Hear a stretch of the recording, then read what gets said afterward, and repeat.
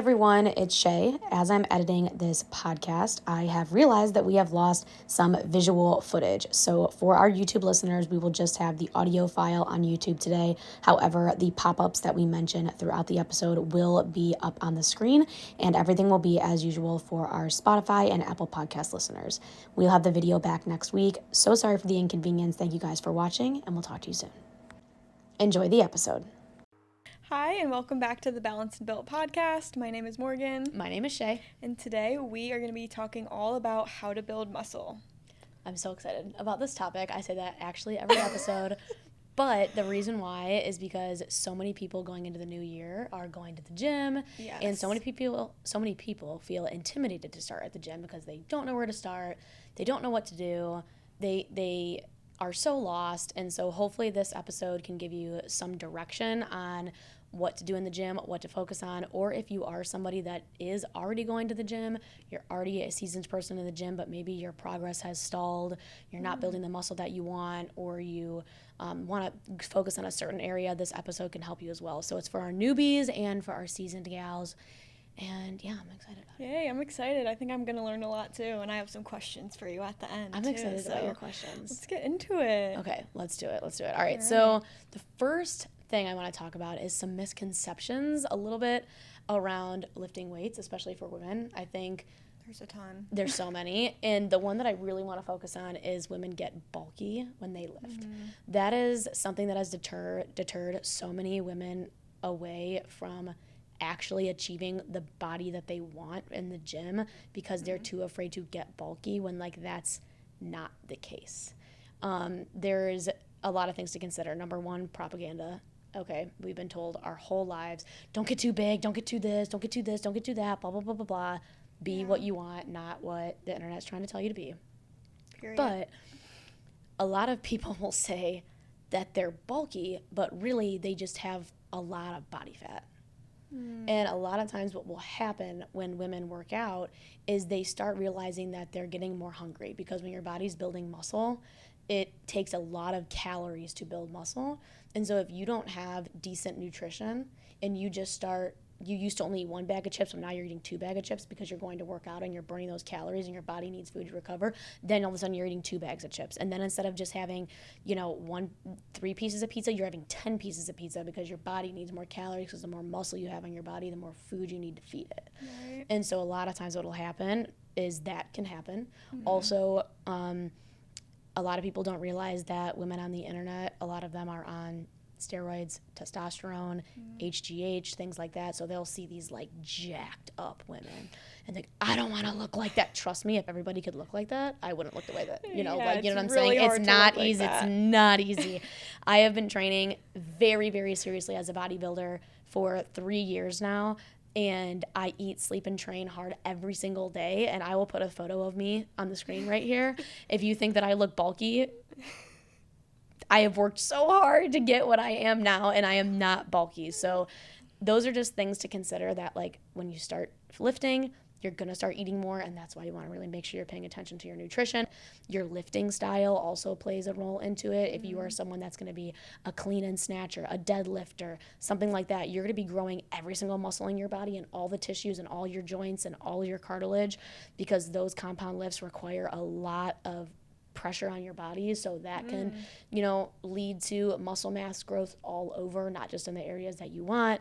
Like I said, drugs, PEDs, holding water, things like that, those are all things that make women think that they're going to get bulky. But I literally promise you, if you are someone that works out every day, I wish I could get bulky because then maybe I'd put on all the muscle that I need. So just want to throw that out there right away.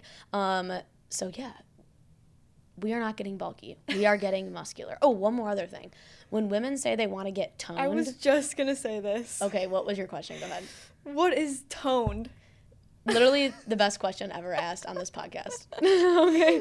What is that? Okay, so when someone says they want to be toned, what they're describing is that they want to see their muscle through their skin, right? Okay. When you're toned, you want to see some lines in your arms, you want to see, some lines in your stomach, you want to see some lines in your legs, or be able to see the definition a little bit, right? That's what toned means. Okay. So what that actually means in the sense of what we're talking about today is decreasing body fat, increasing muscle mass. So if you lose a bunch of weight, but you don't have the muscle to pop through the skin, then you're not going to look toned, you're just going to look skinny.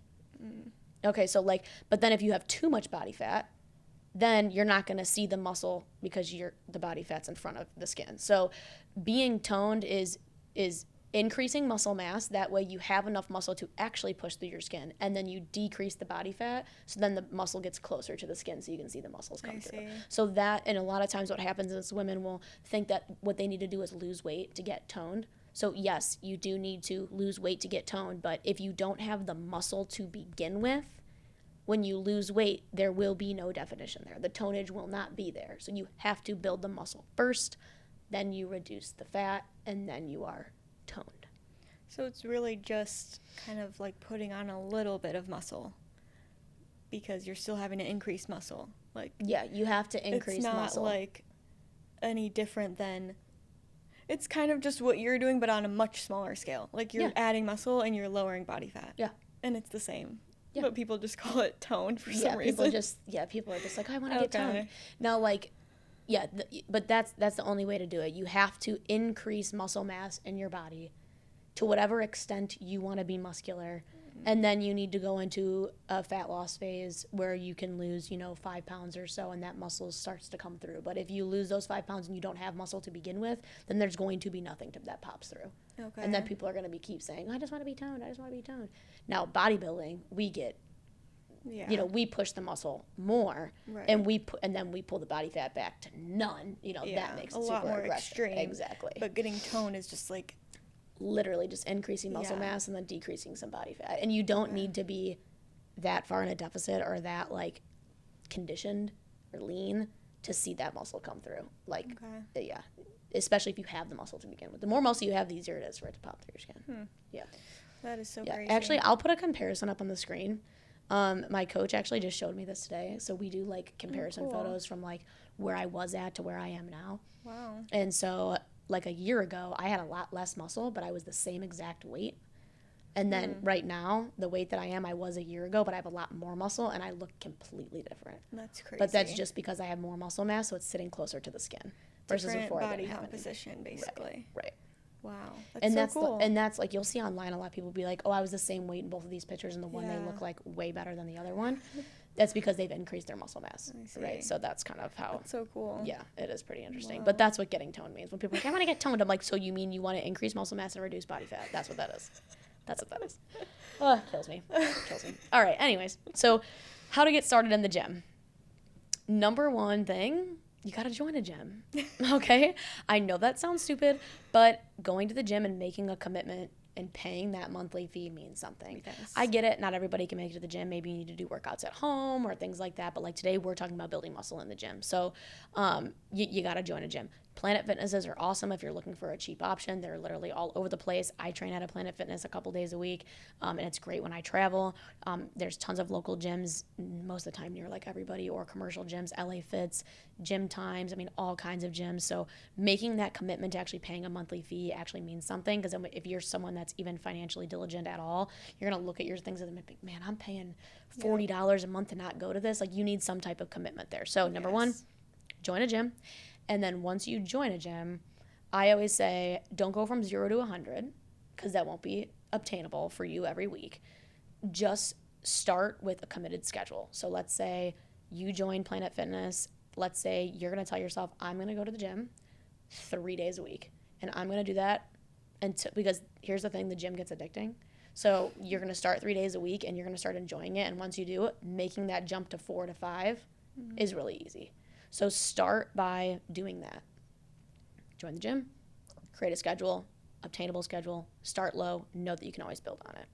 Have you ever, like when you started yoga, did you like do one time a week, or like how did you? Well, I mean, I was lightly practicing yoga, but it wasn't until I tried hot power yoga that I got like obsessed. And then I was going like every single day because I was living with my parents and I just had like a part-time job. And so, yeah, I became obsessed and was like there every day, because it gets so addicting. And you get like that endorphin boost and all the things. So, yeah, I get that. And even during COVID, I did get really into lifting weights, but it was in my parents' basement because all the gyms were closed, obviously. And even that, I joined this like little, I followed this influencer, and she was like a petite weightlifter, and she came out with like these calendars, and even that, just like wanting to check off each day, that made me like stick to it. Yeah. So yeah. No, I love that. Yeah, it's like some people, they want to go like, oh, I've never gone to the gym before, now I'm gonna go 5 days a week. Yeah, that can work for some people, especially if you were like an athlete, like you're used to doing something every day. But if you're far out of your athletic time and you're just trying to get back into the gym or just trying to stay more consistent, just start with 3 days a week, and then you will get addicted to it. Like, not in a bad way, but like you will feel so much better that you will naturally want to go those extra days. And so just put that in. That can be true for almost any healthy habit. Like, you have to start with what's sustainable for you. You can't just change your lifestyle a 180 overnight. I mean, like you said, some people can, but it's usually, you're gonna fall off like so quickly if you do that. Building blocks. Yes. So the next thing, and I actually used to not say this, but I definitely say it now, whether you are somebody who is new to the gym or you're a seasoned person in the gym, there is a lot of good personal trainers out there. If you live in the greater Cleveland area, I will link a few in the description that I think are really great. Work out with a trainer once or twice. I mean, they're literally like $50 for an hour. Oh, wow. And yeah, I mean, work out with a trainer once a week for a month or every other week for a month, especially if you're new to the gym. That way you can like actually learn how to work out properly, because form is very important. And then you can actually just like not look at someone's Instagram videos and think you're going to grow a big butt. You can actually get the education behind it. Trainers provide so much really good information. I've said this before about coaching just in general, but like, you wouldn't, like, okay, yes, you could go to Walmart, get box dye, and dye your hair. That's fine. But there are experts out there in hair coloring that can make it look exactly how you want. Coaching is the same exact way. If you guys find, let's say you go to a gym, there's a really good trainer there. And also make sure you're looking at their social media profiles and, like, make sure they actually have, like, good people, like they know what they're doing.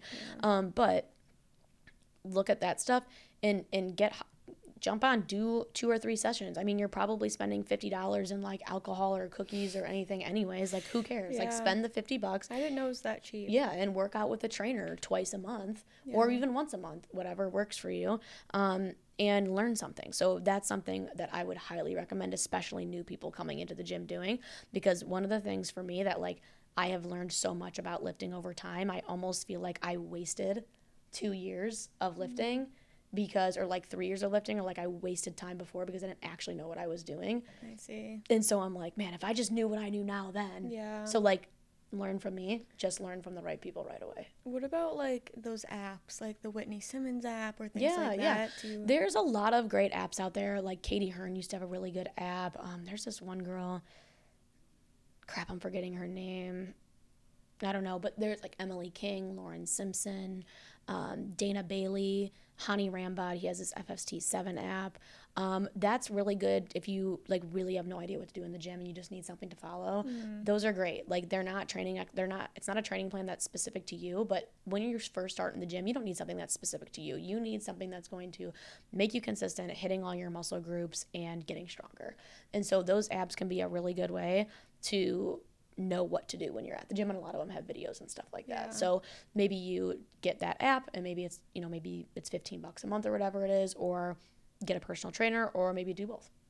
But either way, that can definitely help kind of get you acclimated with like the equipment and stuff. Yeah, for sure. Also, don't be afraid to like YouTube things. I would try to stay off Instagram, but there's a lot of really good people on YouTube that like show good form, have good workouts, like things like that. There's a lot of good information out there. There's a lot of bad information, but there's a lot of good information.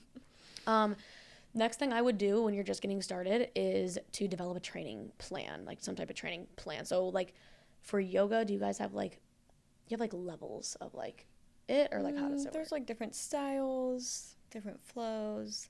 I mean, there are different levels for teachers. Yeah. But I don't know about just like practicing. Like practicing. Yeah. So what I would say is when you like develop your training plan, you're really, so like let's say we go from the beginning where we say that we're going to go 3 days a week. Now let's pick some muscle groups that we're going to do during that week. So like, let's say Monday you're going to do, if you're only going 3 days a week, you got to think you have arms, you have shoulders, you have back, you have chest, you have quads, you have hamstrings. There's so many different muscle groups. So like what I would generally recommend is like depending on your goals, okay? But like, let's say you do like one upper body day, one lower body day, and then like a full body day if you're going 3 days a week. So like on Mondays, maybe you're going to hit like 2 arm exercises, 2 chest exercises, 2 shoulder exercises, do some abs and leave. And then let's say on Wednesday, you go back to the gym and you do lower body, maybe it's 2 quad, 2 hamstring, 2 glute, leave. Full body, maybe pick 3 upper body exercises, 3 lower body exercises. And that type of split can just get you disciplined to like, hey, okay, Monday, I'm going to do upper, but don't ever walk in the gym without a plan. So that's why I'm saying if you can just think of something in your head, whether you find it online or it's on an app or it's something that you learned from a trainer or somebody that you see at the gym, just know what you're doing. You go in there, and then that will also help you research the type of exercises that you could be doing, like upper body exercises, upper body workouts. Like you can do it that way. So pick the number of days and then develop a little bit of a plan after that. That will really help kind of keep you on schedule. The next thing I'm going to say is I would not, at first, if you are a newbie trainer, like a newbie person going to the gym, don't avoid training certain muscle groups because honestly, you need strength in everywhere. Like you need your body, just because you're working legs doesn't mean you're not recruiting back muscles to work your legs out. Just like in yoga, like if you're doing like, where you're like upside down and your legs up in the air, like, yeah, that might be really strong. Like you might need really strong arms for that, but you also need hamstrings to be able to lift your leg up, and you also need core to be able to hold yourself there. Like, so like lifting is kind of the same way. Just because we're doing lower body doesn't mean we're not engaging our core or our back. And just because we're doing chest or just because we're doing shoulders doesn't mean we're not engaging our chest. So when you first start lifting, I would recommend trying to hit all the muscle groups, and just generally getting stronger. And then as you grow into that and you get better at the exercises that you're doing, then you can start specializing it, saying like, okay, I really want to grow my hamstrings. Cool, let's do hamstrings 2 days a week. I really want to grow my shoulders. Great. So why don't we, we don't really need to do chest, so why don't we, cut down the chest and do more shoulders, so. But when you start, train everything, don't specialize in one thing. With that, you also want to make sure that you're taking a proper amount of rest days. So your body does need time to rest. So if you are working out 6 to 7 days a week and you're working out let me go back. If you're working out 6 to 7 days a week, you are not working out hard enough. I am telling you, like the way I train is I go Monday, Tuesday off, Wednesday, Thursday, Friday, Saturday. By Saturday, I can barely move. If my coach told me I had to work out on Sunday, oh my gosh, like literally, I probably would need crutches and a wheelchair. The day of rest. Yes. Legitimately. So, like, if you are working out 7 days a week, you are not working out hard enough. Yeah, that's a lot. Like, you're just not. Straight up. There's no way. Well, is there ever a world where you could just work out 7 days a week but not as intense, or you think it's more beneficial to just have rest days and go harder? No, intensity with rest days is the way to go. Yeah, because when your body needs time to recover, which we'll talk about that and like how you actually build muscle next. Right now we're kind of just talking about how to get started, but like your body needs rest to repair the tissue in your body, and it can't do that when you're continuously tearing the muscle. It needs time to repair the muscle. Also, we'll talk about too, progressive overload is the only way to continue hypertrophy, which is what we'll talk about next, which is what actually builds muscle. And so if you are not progressively overloading the muscle, you're not building it, you're just conditioning it every day. You're not actually making them, you're not building the layers onto the tissue. I see. So could you work out 7 days a week? Sure. Are you going to see the progress that you want? If your goals are to increase muscle mass, the short answer would be no, unless you have PEDs in place, aka steroids, you're taking testosterone, something like that, which that's not something I'm going to talk about on this because I don't know enough about it. I don't do it. So, yeah, but you will see some women out there that you think, whoa, she works out 7 days a week and she's jacked. Well, let's wheel it in. This might be a dumb question, but what about just like other types of movement? I'm not saying that I do this, but I'm just asking for like let's say you lift 4 days a week, you could totally go do yoga the other 3 days. Okay. Because it's a different type of workout. Yeah. Right? You're not progressively overloading and tearing the muscle bellies. I see. That would be, but like other movement, like I will still do cardio, or like I will go do like a yoga class, or I'll go do like a Pilates thing with my mom or something like that, like on a rest day. Because like to me, that's like an active rest day for me because I'm not the goal for me is to tear the muscle over and over and over again. Those types of exercises are not going to really be tearing the muscle, if you will. So, Gotcha. yeah, you could mix up your sense. exercises if you wanted to do that. Yeah, definitely. It's a good question. Okay, so, yeah, make sure you're taking your rest days. You know, find a trainer, do an app, pick how many days you're going to the gym, commit to a gym. Even if there's a contract, just commit. And so, yeah, hopefully that kind of gives you an idea on how you can really get started getting into the gym. But the next thing is we're actually talking about, like, how do you actually build muscle? And it's, nobody talks about this. Like, people think if you just, like, work out, you just build muscle. Like, you guys, it is hard. Okay? It is hard to build muscle. It is hard. So the first thing is, let's talk about is hypertrophy. So what does that actually mean? That is the how you build muscle. So when let's say you're doing bicep curls. When you are doing bicep curls and you are working out your muscles, you are making small little micro tears in your muscles when you are working out. The way that your muscle grows is then your body, your brain signals to your body that that area needs repaired, and when it repairs it, tissue goes into it and it builds on top of it. And that's how the muscle gets bigger and bigger and bigger and bigger and bigger, because it continues to put more layers on the muscle to recover from those tears. That's why you build muscle, and that would be called hypertrophy. If you guys see that word, that's what that means. Wow. And so that's how muscle actually happens.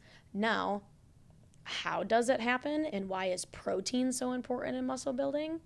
Is because when your body has those little tears and it's going through that hypertrophy process, your body recruits proteins and amino acids to recover and put that new layer on top. So if you're not eating enough protein and having amino acids in your body, you're not going to repair that. And so this is why I went back to my rest days, because if you're not repairing that, then that layer of new tissue is not going to lay on top of it. It's just the other layer is just going to keep getting injured and injured and injured and injured with no recovery on top of it. So you need to be eating enough protein each day, because the protein is what allows your body to repair and then layer that new layer on top, which then makes the muscle thicker, aka bigger. And that's why the muscle actually grows. Yeah, no one does talk about that. I know. Isn't that crazy? Yeah. So then you get into, why do you need carbs to build muscle? Well, you need carbs because your body needs to restore its glycogen stores. So that's number one. Number two is that when your body is repairing those little tears, you're in hypertrophy. If you are not eating carbs, then your body is going to take the proteins and use them as energy to run your daily body instead of using the protein to repair the muscle. Wow. So what the carbs are going to do is they're going to prevent the tissue breakdown. So you're not going to be losing muscle, because all of your energy, the energy that your body needs to perform physical activity is going to pull from the carbs, which then leaves the protein available to recover the muscle. Carbs don't recover the muscle. Protein recovers the muscle. But you can't just have protein, because if you just have protein, then that protein is getting split up between the energy that your body needs to function and the recovery. So you're only getting 50% or maybe 30% recovery, versus if you ate carbs, you could have 100% of that protein going toward the muscle. Wow. So that's why we need carbs. Isn't that crazy? Yeah. Just another reason to eat your carbs. We're giving you all kinds of reasons to eat carbs. Yeah, all kinds of reasons. So now you know what hypertrophy is. You need to be in the gym. You need to be tearing those muscles. You need to be working hard. You need to be eating the protein so that way your muscles can recover. You need to be having your carbs to give your body energy so that protein can all go towards repairing the muscle for the hypertrophy. But the real question is next is, how much do you need to eat to put on muscle? So when you're in a deficit, we've talked about deficits before, it means you're eating less than what your body naturally needs to function. When you're in a deficit, your body is using everything that you give it to run its daily functions and its daily energy expenditure. That means it has 0 calories left over to repair the muscle. Repairing the muscle and working out and getting that into the hypertrophic phase, you need extra calories to do that. That takes calories. Right? Like, it takes extra you can't, if you only put 10 miles in your car, you're not going to go 15 miles, right? So your body is the same way. If you're putting 10 miles in your car, you're putting 10 calories. You're not putting 10 calories, but let's say you're putting 10, miles into your body, but you need 5 extra to recover. You're not going to get that recovery, which means you're not going to build muscle. Wow. So if you're in a deficit, it's very, very, very, very difficult to build muscle. Now, a lot of people will be like, well, then how do you look so shredded and da-da-da-da-da when you're in a deficit? Well, that's because you have the muscle and now you're losing body fat, and then the only thing that's left is muscle. But you're not actually building it. You're just taking fat off. You're not building a lot of muscle when you're in a deficit. Very, very little, unless, again, you're getting help from running PEDs or things like that. But anyone that is natural, which is 99% of the world, you're not going to be building muscle in a deficit. You might look more muscular because you're leaner, you have less body fat, but you're not building muscle. So you really have to do it in 2 phases. Yeah. Okay. Yeah, almost 3. So really where you need to be eating to give your body enough energy to do the hypertrophy, to repair the muscle, and to run your daily body energy expenditure, you need to be at least in a maintenance phase or a small surplus. Surplus meaning we're eating a little bit more than what we're burning a day. And that will give your body the energy it needs to repair the muscle so it can grow and thicken and tissue build up and run your daily body expenditure. All right, so last thing we'll touch on is progressive overload. This is how you build muscle in the gym. Perfect example. When you're doing downward dog for yoga, the first time you did downward dog, how difficult was it? It was hard. My triceps were burning. Burning. In fact, they were burning. So let's say the first time you did downward dog, it was 10 seconds. You were able to do it for 10 seconds. That was hard as heck. The next time you did it, it was a little bit easier, but still pretty hard. But the third time you did it, it was like, dang, I could do it maybe for 15 seconds. Yeah. If you stayed at 10 seconds, you wouldn't be progressive overloading. This is a different form of progressive overload, but just for the example. If you went to 15 seconds, you would be progressive overloading because you'd be putting more time under tension, more pushing the muscle and pushing it to be harder, more difficult. The more you push the muscle, the more the muscle grows because that means the more it can handle. The stronger it gets, the more it grows, the more it can handle. So what progressive overload is challenging your muscles each and every time you work out. You just need to do the exercise and make it more difficult every time you can. Anytime you have a chance, you have to make it more difficult. Whether that's adding more reps, whether that's adding a pause in your set, whether that's changing the tempo, whether that's adding a band, adding a superset, something. Like, for example, let's say we're doing hip thrusts, like literally the most common female exercise in the world right now, or probably ever. Let's say you're doing hip thrusts. How can you progressive overload on hip thrusts? Let's say week 1, you do 4 sets of 10, and that was tough. Next week, try to do 4 sets of 11. Or maybe do 4 sets of 11 or 2 sets of 11 and 2 sets of 10. Make it a little bit more hard. Then maybe let's say the third week you do more of a tempo set where like you try to get to 10 reps, but you take 5 seconds to go all the way up and then you slowly go 5 seconds all the way down. That's more challenging than just doing 10 straight reps, right? Mm-hmm. Then let's say the next week after that, you add like a band around your knee and push your knees out. That's adding a little more tension. That's adding more progressive overload to the set. So you have to be constantly challenging the muscle to continue to rip the muscle, to then eat enough protein and eat enough carbs to repair the muscle to grow it. So you have to continuously challenge yourself.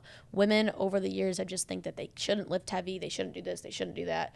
No, that's exactly what you need to do. If you want to be more toned, you have to increase your muscle size. And the only way to increase the muscle size is to continue to challenge it and put it under tension more and more and more every single time you get a chance. Will you PR every single week? No, I don't.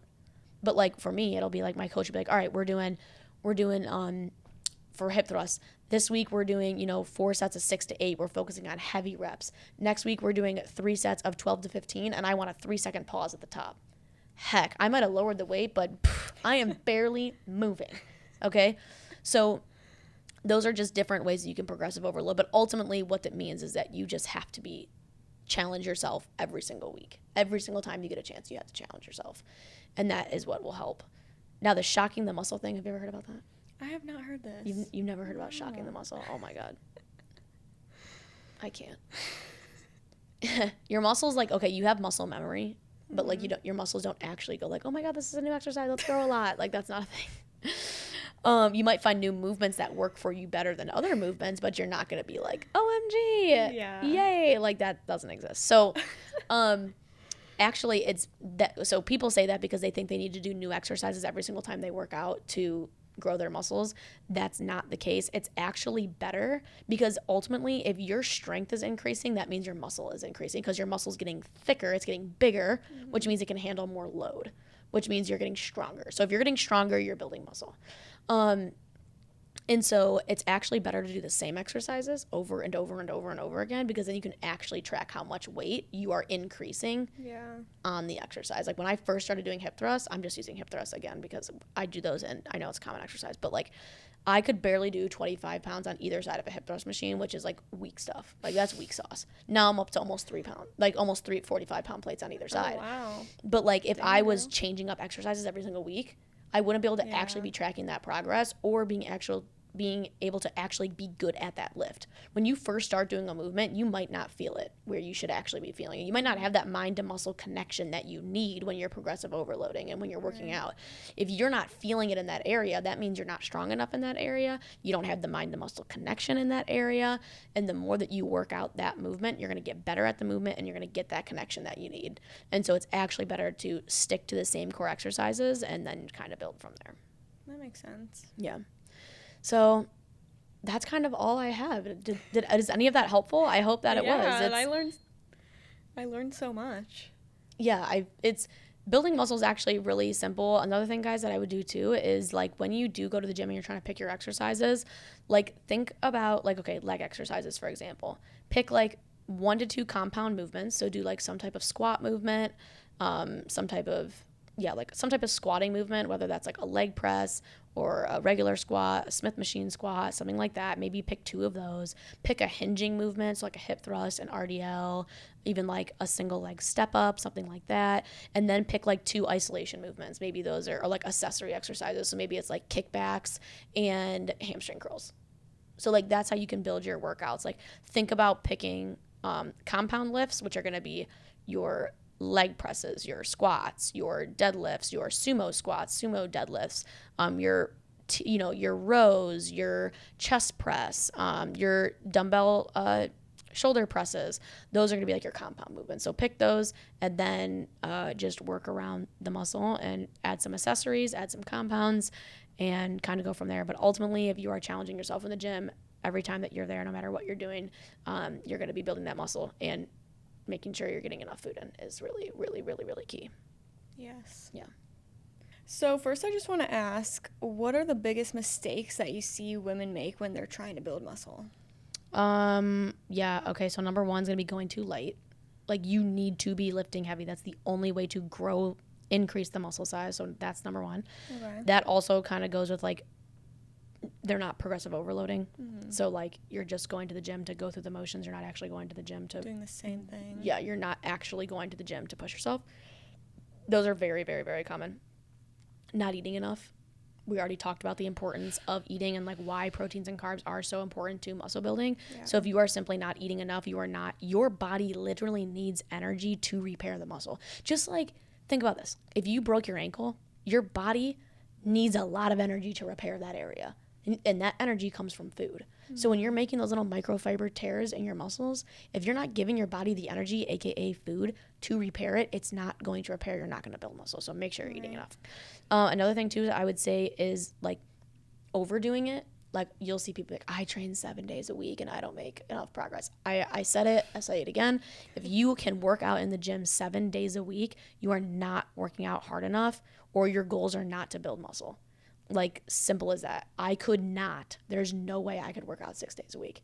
Like I literally hurt. Like literally, there's no way. So you're not resting enough. You got to remember too, you guys, your body needs time to recover. Just like sleep helps your brain, rest helps your muscles. I know it's scary. A lot of people don't want to rest. They think they're losing progress, but you really, really need time for your body. It takes time for those repairs to happen. Yeah, definitely.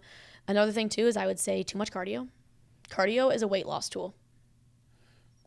Cardio is great. Everybody should be doing, some form of cardio every day, getting their steps in or something like that, because it's really good for cardiovascular health. But kind of like how I used the example earlier of progressive overload, and on the cardio, which I did say I'll talk about this, but so cardio, the first time you run a mile, it's really hard. The harder something is, the more calories you're burning doing it. Let's just like a general rule, right? So like let's say your heart rate got way up. Your heart rate was in the 150s the first time you ran a mile, and it was really hard. Well, the more that you run that 1 mile, the more that your body gets used to it. So then your heart rate went from doing a mile at 150 beats per minute to now it's like 100 beats per minute.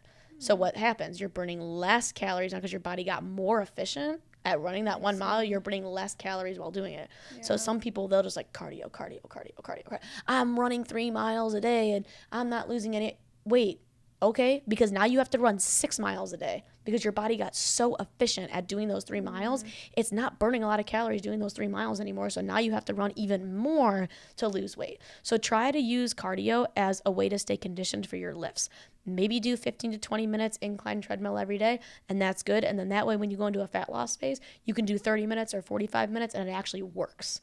Versus if you're doing an hour or 2 or 3 of cardio a day, number one, you're not allowing your muscle to repair. You're not giving it the rest that it needs. Number two, you're putting yourself, like, your body is just becoming so efficient that the only way to lose weight is to do more, and nobody wants to do more cardio. So yeah, just doing too much cardio overall is so is that kind of similar? So I love walking outside, like a good hot girl walk is my favorite. Literally. But same. I had asked you a couple of weeks ago or months now about the ankle weights while walking, and you were like, just skip it. Don't even. It's the same thing for weighted vests. Okay. So like, let's say, okay, if you have ankle weights on, let's say each ankle weight is 5 pounds each. So the first time, so that would make your overall body weight 10 pounds heavier. The heavier you are, the more difficult or more calories you might burn when you are doing an exercise. That's why when people that are overweight, when they exercise, they sweat a lot quicker, their heart rate gets up a lot faster because their body has a lot more weight on it to move. And I'm not saying this in a negative way. I'm saying this just in a straight up factual way. Yeah. So like, that's why sometimes people will do like weighted vests or ankle weights or things like that, because they're making their body heavier. So that way it's more difficult. They're burning more calories while they're moving because their body is heavier. But your body adapts, and pretty soon those 5 pounds, your body will adapt to it, and you'll go back. You're better off doing a bigger incline, walking a little bit further, maybe adding some walking lunges in it if you want to get that better exercise, versus just like adding more weight to your body, because then your body's going to get used to it, and then you're going to need 10 pounds. Yeah. And then you're going to need 15 pounds. And then you're going to have like 20-pound ankle weights on, and then you're going to be like, what are we doing? Like, we can't, you're barely walking. Yeah. So, yes. Okay. That makes sense. What about the differences between building muscle for women versus men? Does that look different? Oh, yeah. The easiest way to say this is look at females that are on steroids and look at ones that are not. Testosterone and certain levels of hormones is really what increases muscle mass. That's why men can maintain and grow muscle much quicker than women, because they don't have certain hormones that we have, that like we have issues with water fluctuation a lot more. We already talked about that in our episodes about hormones and our cycles and stuff, all that stuff. Yeah. They don't have that. Right. They have high levels of testosterone, and testosterone helps build muscle. That's why when women get on PEDs, they start taking testosterone. Guess what? They start building muscle a lot quicker than a regular. I can't imagine what it would be like to take testosterone as a woman. I'd probably be like raging. Literally, like as someone with PCOS that had to work really hard to lower my testosterone, like I cannot imagine. They're probably getting so much acne. Or they're probably growing hair where they don't want it. Oh, you wouldn't believe some of the crazy stuff Are they I've even seen. Getting their period? Like, I just have so many questions about that. That's a different episode. That's a different, I don't know enough about that subject in particular, but I do. I mean, I know enough. I'm not even going to go there. But, like, yeah, so men, because they have so much more testosterone and hormone running through their body, they are able to build muscle and maintain muscle at a much quicker rate than women do. Sorry.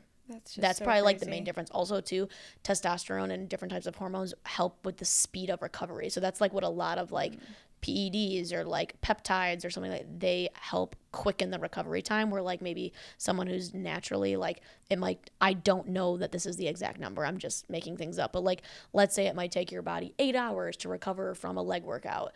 If you could do it in 4, that's going to help build muscle. So men, they produce so much more testosterone, so their body recovers so much quicker. Where like it might take us 8 hours, again, making these numbers up, it might only take them 4. That is so interesting. Yeah. Wow. I'm going to be Googling later. I know, right? Honestly, kind of same. Okay, so you did kind of already talk about this. Obviously, it takes longer for women to build muscle, but like how long does it realistically take, and what should women expect when they're just getting into their weightlifting journey? So when you're just starting in weightlifting, the number one thing I can tell you is to focus on strength. because it does take a long time to build muscle. When you first start lifting, we call it like newbie gains because your body's never lifted before. So like you might put on muscle a lot quicker. Or let's say you've worked out for a long time. Okay, this just actually recently happened to me. I've been working out for a long time, but I've never really learned how to train my legs properly. And I've always been afraid to train my legs properly because of all my injury and stuff that happened prior. And now I'm experiencing like newbie gains because I never actually trained my legs as hard as where they could be training. And so it's actually mentally relieving because I thought I'd never be able to put on the density in my lower body to match my upper body. But now I'm like, oh my God, I'm getting these newbie gains. So like when you start working out, you're going to see the muscle. And that's going to slow down a little bit, but that's okay. And that's normal. Yeah. So how long it takes, that's a little bit subjective to what your goals are. If you want big glutes are a hard muscle to build. Some people naturally have more glute tissue, a little better connection than others. Some people have it better in their shoulders, whatever it might be. But take your time, focus on the strength. You're not going to get PRs every single week, but just keep pushing and be patient and make sure you're not doing like 2 months of a surplus or 2 months of a maintenance phase. You need long sustained periods of eating the right foods, eating clean foods. That's the other thing too, guys. Like we're talking about making sure you're eating enough, but you also want to make sure you're eating enough of the right foods because your body, if you're eating crap foods to fuel your body, that's not what's going to turn over muscle. You need protein to turn muscle over. Yeah. You need whole carbs to get energy. So, just be patient. Also take progress photos. I was just talking to my mom about this today. I'm like, would you just take a freaking progress photo? Because some people, you see your body every single day, so you get used to what you're seeing. But if you take a picture of yourself and then work out for 6 months and take a picture of yourself again, you're going to see a big change. So do those things too. But that's kind of like, stay patient, make small goals, and you'll get there. Focus on strength. Okay, well, I learned so much about building muscle. I might have to get in the gym or something. Maybe we can hit a leg workout. We should. I'm excited, but that is it for today, guys. I hope you guys enjoyed this episode. Make sure you share it with a friend. Follow us, subscribe, give us 5 stars, give us a thumbs up, all the things. It really helps us out. And yeah, that's all. If you have any questions, leave them in the comments. Be sure to follow us on Instagram. Send us a message to let us know that you like this episode. And we'll see you in the next one. Bye.